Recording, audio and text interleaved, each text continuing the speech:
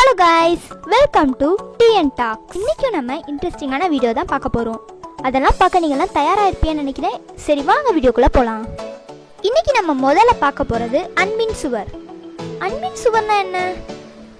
தென்னாப்பிரிக்கா நாட்டில் பல நகர்ல அன்பின் சுவர் அப்படின்ற ஒரு சுவர் கட்டப்பட்டிருக்கான். குழந்தைகளை வளர்க்க முடியாத தாய்மார்கள் வந்து அந்த அன்பின் சுவர்ல அந்த குழந்தைகளை வச்சுட்டு போயிடுவாங்களாம். அந்த அன்பின் சுவரை யார் கட்டினாங்களோ அவங்களே அந்த குழந்தைய நல்லபடியா பாத்துக்குருவாங்களாம். இதனாலதான் இதுக்கு பேர் அன்பின் சுவர்னு வந்திருக்கு. அடுத்தது பார்க்க போறது லைக் அண்ட் ஷேர். நம்மலாம் லைக்கும் ஷேரும் எதுக்காக பண்ணுவோம்? பிடிச்சிருந்தா லைக் போடுவோம். அதே இதை நம்ம வீட்டுக்குள்ள தெரியணும் அப்படின்னா ஷேர் பண்ணுவோம். ஆனா இது என்னது?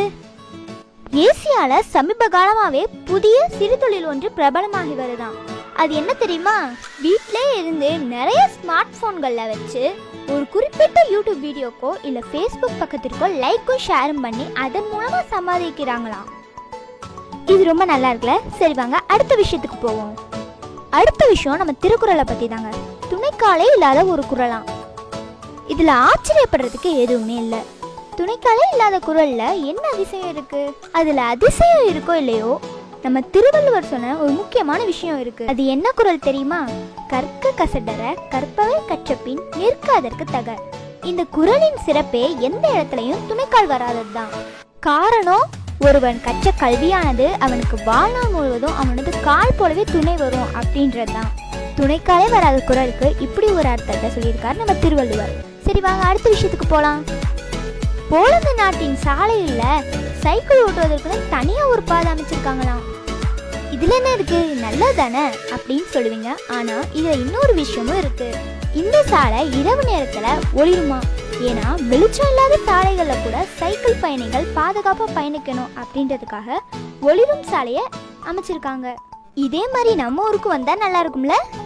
சரி வாங்க அடுத்த விஷயத்துக்கு போலாம். ஏசி வசதி இல்லாத விமான சேவையா. இது எங்க இருக்கு தெரியுமா? கென்யாவில் வடக்கு பகுதியில் உள்ள லாமோ என்ற தீவில் போக்கர் என்ற நிறுவனம் தான் விமானங்களில் ஏசி வசதியின்றி வானில் பறக்க விடுறாங்களாம். மீன்பிடி பிரதேசம் அப்படின்னு அழைக்கப்படும் லாமோ இன்னுமே பழமையை தான் கைப்பிடிச்சுக்கிட்டு வராங்களாம். இங்கே அதிகமாக காணக்கூடிய மக்கள் வந்து கழுதைகள் மீது தான் சவாரி செய்வாங்களாம்.